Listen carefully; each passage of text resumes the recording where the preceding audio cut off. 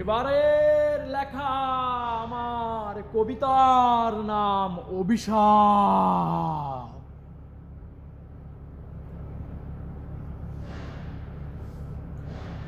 বুকের ভিতর পাথর চাপা কান্না যখন জমে, মানুষ তখন কথা হারায় বিষাদ সিন্ধু অনুভবে।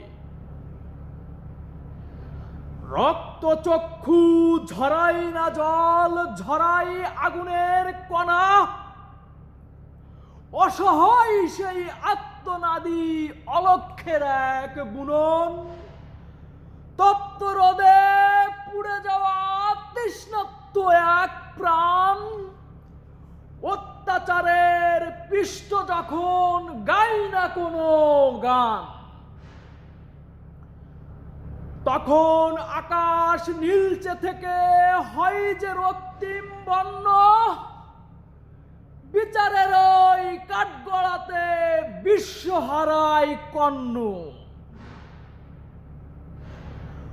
অভিশাপ তো শব্দ নয়, সে তো আত্মার হাহাকার।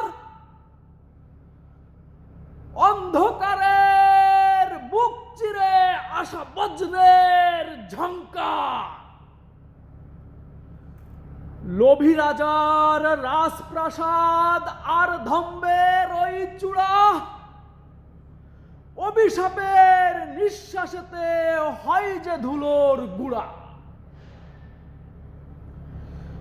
কারোর চোখে জল এনে কেউ পায় না চিরসুখ, অভিশাপের ছায়া ঠিকই বদলে দেয় তার মুখ।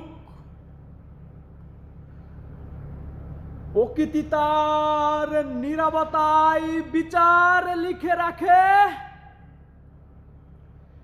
মানুষের এই দীর্ঘশ্বাসী অভিশাপ ডেকে আনে।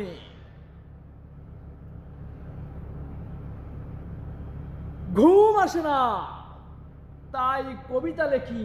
প্রেমের কবিতা, বিদ্রোহী কবিতা, প্রতিবাদী কবিতা, সংগ্রামী কবিতা, সুখের কবিতা, দুঃখের কবিতা, শান্তির কবিতা, বিপ্লবী কবিতা। কবিতা লিখতে হবে, কলম ধরতে হবে। কলম ধরে এই শান্তির ছেলেদের সংবিধানের গোষ্ঠী উদ্ধার করিতে হবে।